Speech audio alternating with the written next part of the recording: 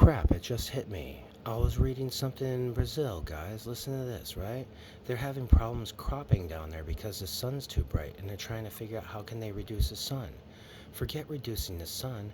Let's put solar panels above their farm fields so that way we can put the solar back into the cities so that the farms are giving energy back to Brazil, and then the solar panels will cover up the plants, and then the solar panels, when the dew comes, will drip the water down for the plants so we can get extra water from the solar panels.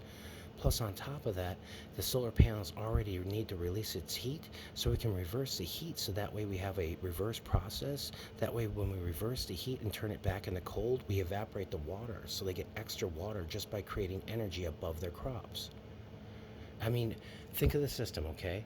You know how the Greek have a louvered system in order to change the way that the sun comes in for their plant. They used to have a louvered system that they would have for their plants, and then they would set that up so that way the sun could only come in at certain parts of the day so that their plants could be, out in full sun.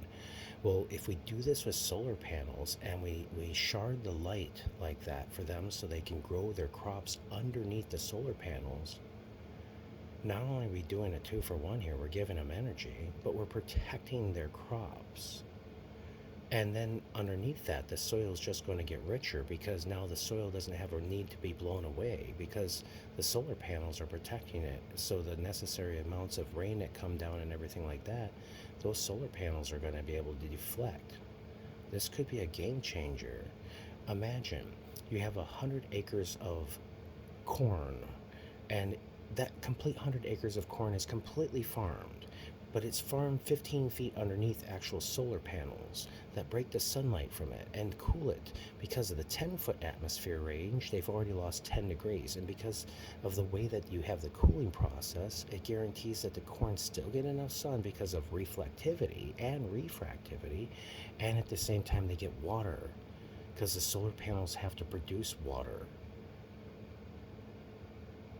It's a win-win. And then the energy goes straight back into Brazil, and now their grid's not hurting. This would work great for Iraq.